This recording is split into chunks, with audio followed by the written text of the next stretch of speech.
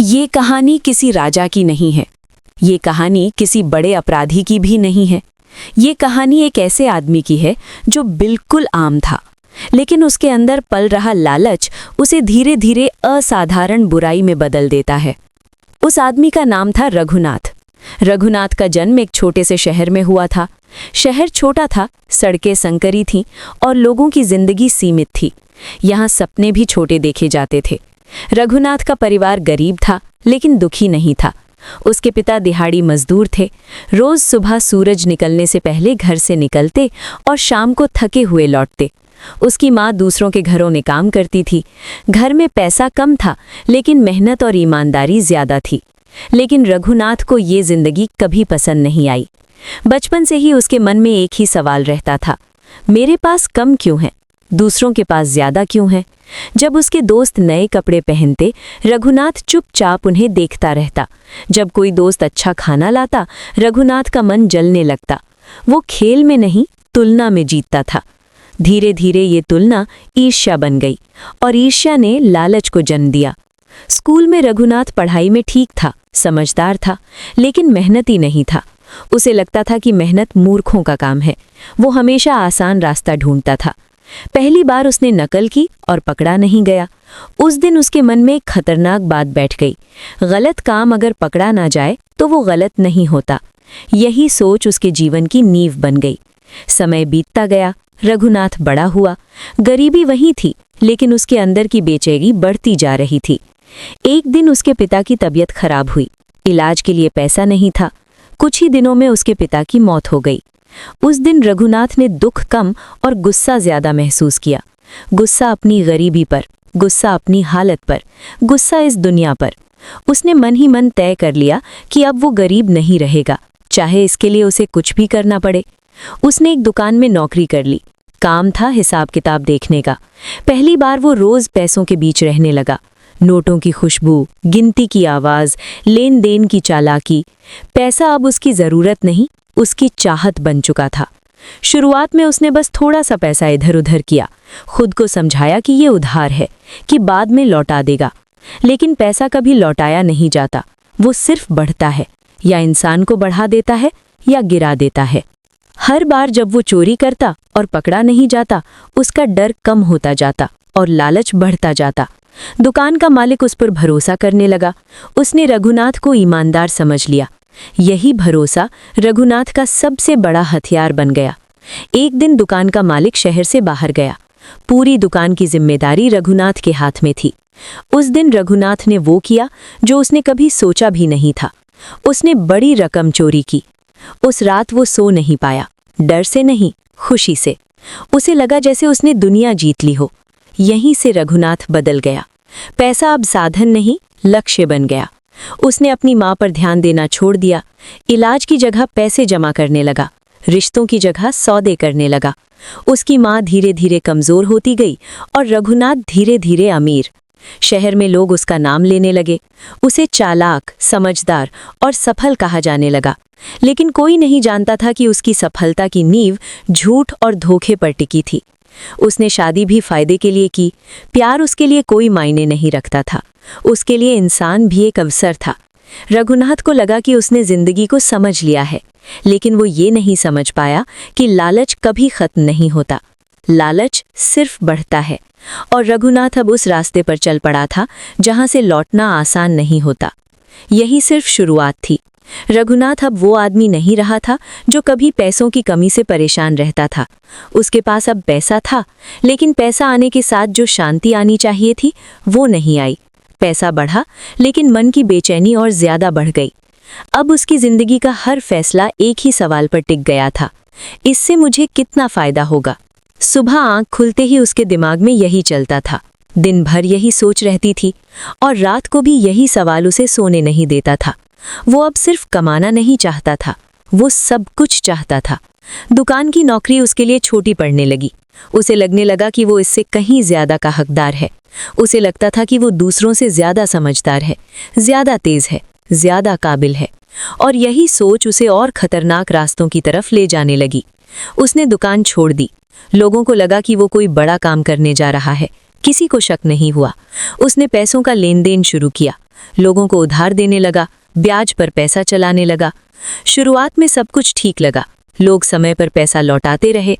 रघुनाथ का पैसा तेजी से बढ़ने लगा, लेकिन उसे इतना काफी नहीं लगा। उसने ब्याज बढ़ा दिया, शर्तें कड़ी कर दी, देर होने पर दबाव डालना शुरू कर दिया। अब वो सिर्फ पैसा नहीं ले रहा था, वो लोगों का डर भी खरीद रहा था। कुछ लोग समय पर पैसा नहीं लौटा पाए। रघुनाथ उनके घर जाने लगा, उनके हालात देखने लगा। किसी के घर में बीमार माँ थी, किसी के घर में भूखे बच्चे थे, किसी की दुकान बंद होने वाली थी। लेकिन रघुनाथ का दिल नहीं पसीजा। उसका दिल अब सिर्फ फायदे की भाषा समझता था। उसने लोगों की मजबूरी को अपने काम का हिस्सा बना लिया। उसे लगा कि यही असली समझदारी है। धीरे धीरे शहर में उसका नाम डर के साथ लिया जाने लगा। लोग उससे बात करने से पहले सोचने लगे, उसके सामने सिर झुकाने लगे। ये सब देखकर रघुनाथ को एक अजीब सा सुख मिलने लगा। ये सुख पैसे से अलग था, ये सुख था ताकत का। अब वो सिर्फ अमीर नहीं होना चाहता था, वो ताकतवर बनना चाहता था। उसकी पत्नी ये बदलाव महसूस कर रही थी। घर में शांति नहीं रही, हर बात पैसों पर खत्म होती थी। घर अब घर नहीं, एक दफ्तर बन चुका था, जहां भावनाओं की कोई जगह नहीं थी। उसकी माँ अब भी बीमार रहती थी, इलाज की जरूरत थी, लेकिन रघुनाथ हर खर्च को नुकसान समझता था।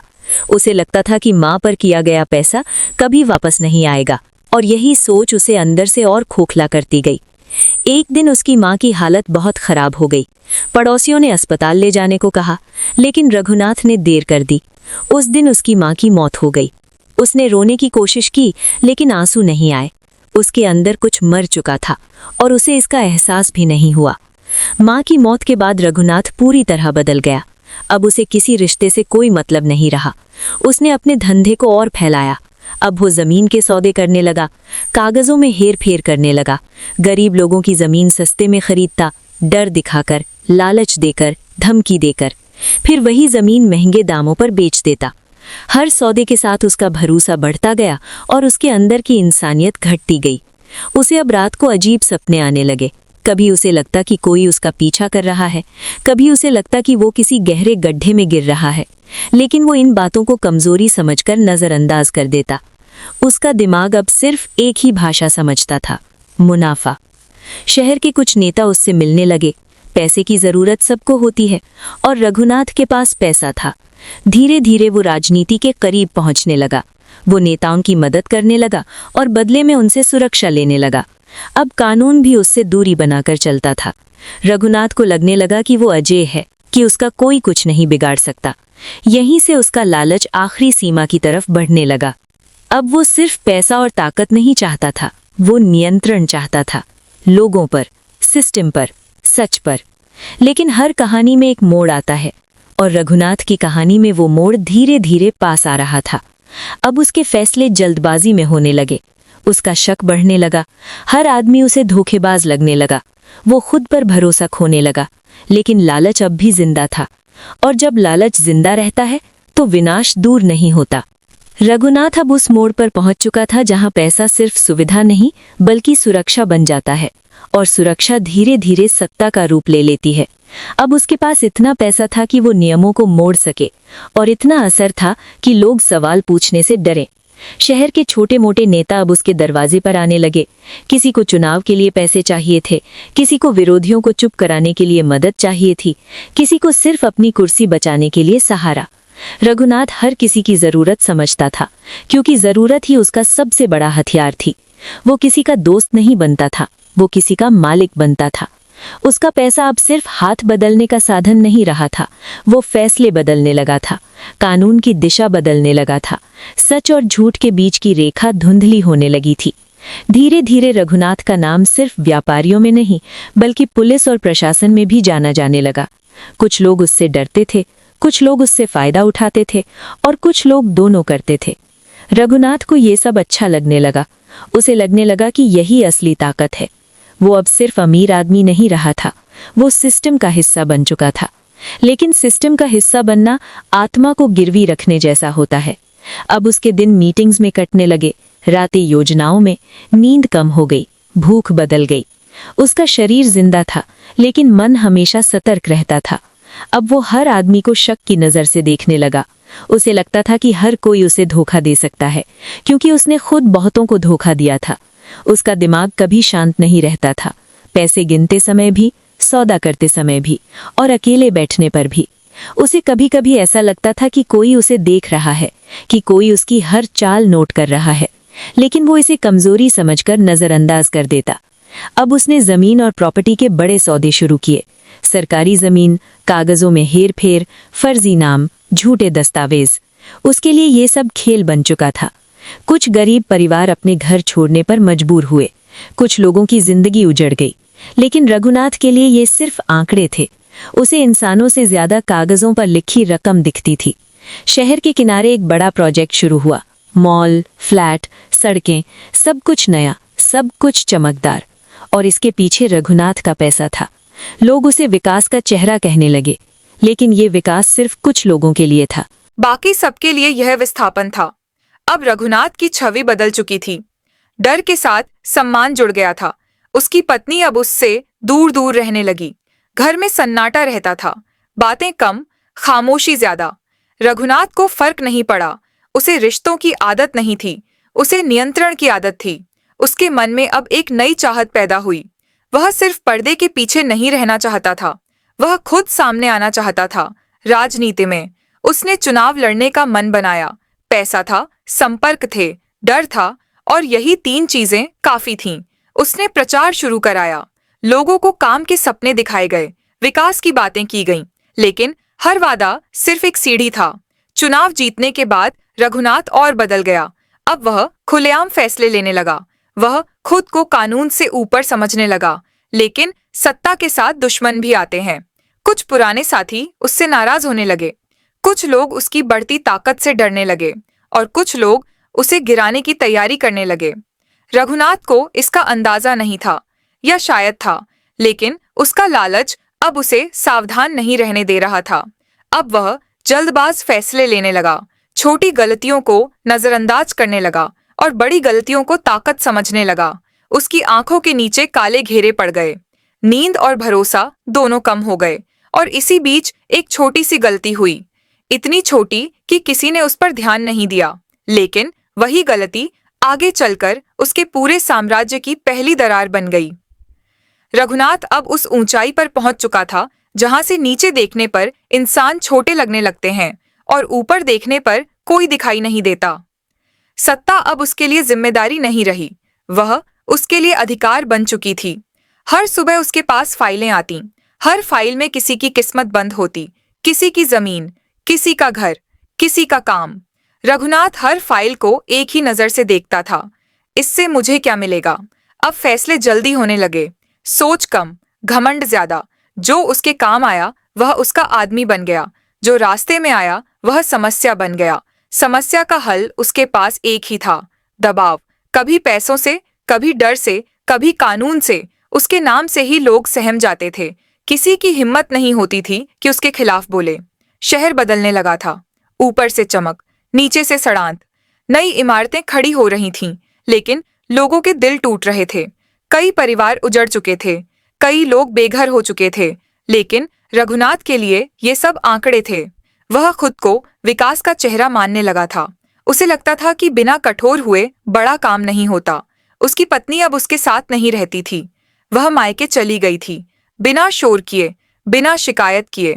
रघुनाथ ने उसे रोका नहीं, क्योंकि अब उसके पास खोने को कुछ नहीं था, या शायद उसे ऐसा लगता था। अब उसके आसपास लोग थे, बहुत लोग, लेकिन कोई अपना नहीं। हर मुस्कान के पीछे कोई मतलब था, हर हाथ मिलाने के पीछे कोई सौदा। रघुनाथ को यह सब सामान्य लगने लगा। उसका दिल अब किसी भी चीज पर प्रतिक्रिया नहीं देता था। एक दिन एक बड़ा फैसला सामने आया। शहर के बाहरी हिस्से में एक पुरानी बस्ती थी। वहां सालों से लोग रहते थे, गरीब लोग, शांत लोग। वहां एक बड़ा प्रोजेक्ट बनना था और इसके लिए बस्ती हटानी थी।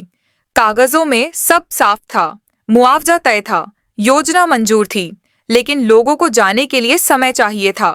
रघुनाथ को समय नहीं चाहिए था, उसे सिर्फ जमीन चाहिए थी। उसने आदेश दिए, जल्दी करो, रोक मत रखो। अधिकारियों ने दबाव बनाया, लोगों ने विरोध किया, कुछ बुजुर्ग रोए, कुछ औरतें गिड़गिड़ाईं, कुछ बच्चे डर गए, लेकिन काम नहीं रुका। एक सुबह मशीनें पहुंची, घरों की दीवारें गिरीं, सपने टूटे। उस दिन कई लोग सड़क पर आ गए और रघुनाथ ने इसे एक सफल दिन माना। उस रात उसे पहली बार नींद नहीं आई। उसे लगा जैसे कोई उसकी तरफ देख रहा है। उसे लगा जैसे किसी की बद्दुआ हवा में तैर रही है, लेकिन उसने इस भावना को कमजोरी समझकर दबा दिया। अब विरोध बढ़ने लगा। कुछ लोग खुलकर बोलने लगे, अखबारों में खबरें आने लगीं। रघुनाथ ने इसे छोटी सी परेशानी माना। उसने मीडिया को संभाल लिया। कुछ खबरें रुक गईं, कुछ बदल दी गईं, लेकिन हर आवाज चुप नहीं कराई जा सकती। एक युवा सामाजिक कार्यकर्ता लोगों के साथ खड़ा हुआ। उसने सबूत इकट्ठा करने शुरू किए। रघुनाथ ने पहली बार किसी को गंभीरता से लिया, लेकिन घमंड ने उसे सही फैसला लेने नहीं दिया। उसने सोचा कि एक और आदमी क्या बिगाड़ लेगा। यह सोच उसकी दूसरी बड़ी गलती थी। उसकी तबीयत अब धीरे धीरे गिरने लगी। सर में दर्द, चिड़चिड़ापन, अजीब सपने। वह अकेले बैठकर खिड़की से बाहर देखता रहता। उसे लगता था कि शहर उसे घूर रहा है। अब सत्ता उसे ताकत नहीं दे रही थी, वह उसे खा रही थी। और इसी बीच एक ऐसा हादसा हुआ जिसे दबाया नहीं जा सका। बस्ती हटाने के दौरान एक बूढ़ा आदमी मशीन के नीचे आ गया। मौत मौके पर हो गई। यह खबर तेजी से फैल गई। पहली बार रघुनाथ का नाम खुलेआम सवालों में आया और पहली बार उसे एहसास हुआ कि उसका बनाया हुआ किला हिलने लगा है। बस्ती में हुई मौत को शुरुआत में एक दुर्घटना बताया गया, फाइलों में वही लिखा गया, कागजों में वही दिखाया गया, लेकिन सच्चाई इतनी आसानी से दफन नहीं होती। मरे हुए आदमी का नाम धीरे धीरे लोगों को याद आने लगा। उसका परिवार, उसकी कहानी, उसकी मजबूरी, और हर कहानी के साथ रघुनाथ का नाम जुड़ता चला गया। शहर में गुस्सा फैलने लगा। जो लोग अब तक डरते थे वे भी बोलने लगे। अखबारों में सवाल छपने लगे। सोशल मीडिया पर बातें होने लगीं। लोग पूछने लगे कि क्या विकास की कीमत इतनी बड़ी होनी चाहिए। रघुनाथ ने इसे कुछ समय की परेशानी माना। उसने सोचा कि पहले भी ऐसे हालात आए हैं और हर बार वह बच निकला है, लेकिन इस बार मामला अलग था। उस सामाजिक कार्यकर्ता ने सबूत इकट्ठा कर लिए थे, कागज, तस्वीरें, वीडियो। जो बात अब तक अफवाह लगती